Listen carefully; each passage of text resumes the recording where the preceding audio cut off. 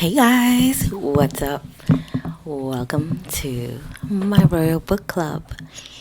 In this series, I will review books pertaining to the royal family, and I am going to start with Tom Bower's Revenge.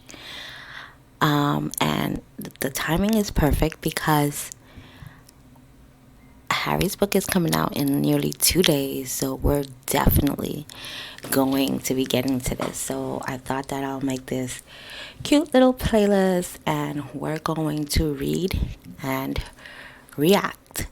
So I hope you like this, and please come in and listen and share.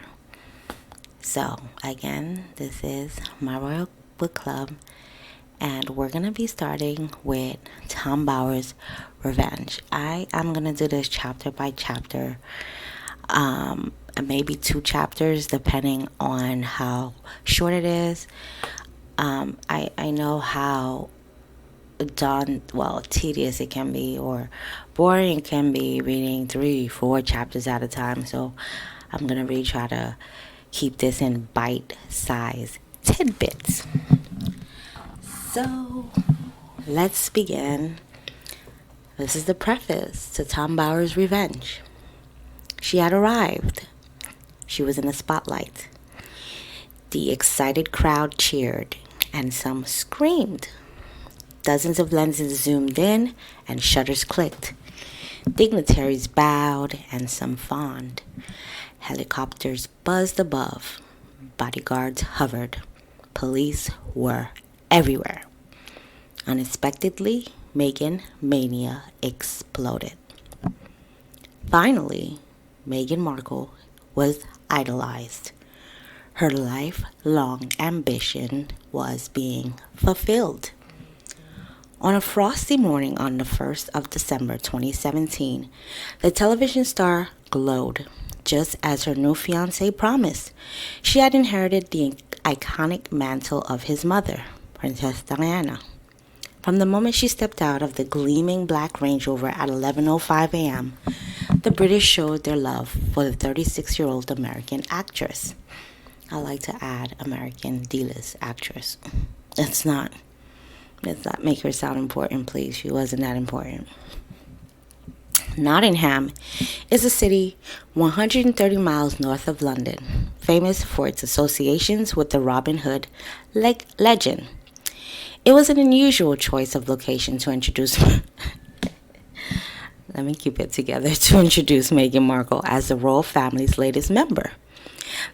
I wonder why. In hindsight, we see now why.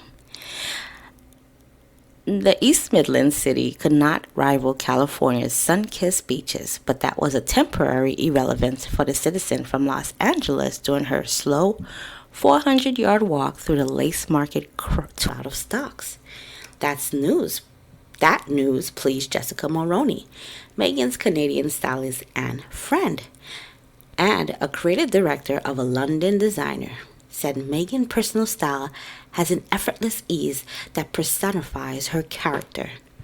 Inevitably, commentators compared Meghan with the Duchess of Cambridge. Kate came off unfavorably. During that day, all the boxes were ticks: visit to an HIV center, an institute giving health information to local Africans, a group providing advice on nutrition, and Nottingham Contemporary, a center for love, life, and health. The itinerary foreshadowed the routine life Meghan could expect as a member of the royal family.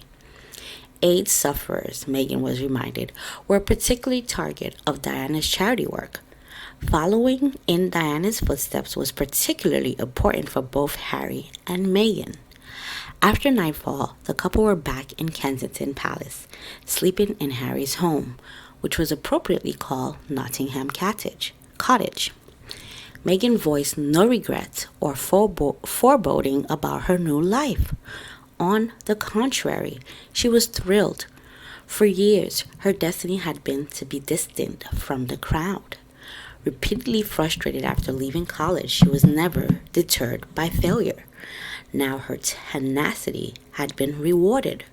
Her lucky break had miraculously materialized. Marrying an English prince was an unexpected prize for someone seeking the American dream to rise from obscurity to respectable prosperity.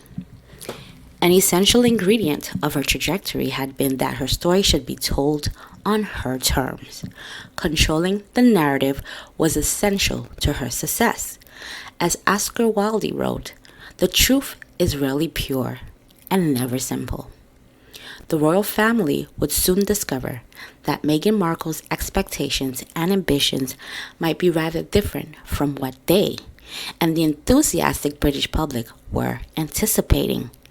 During those first blissful weeks, only hardened cynics asked whether it might even be possible that the 1,000-year monarchy could be jeopardized by this unknown American actress.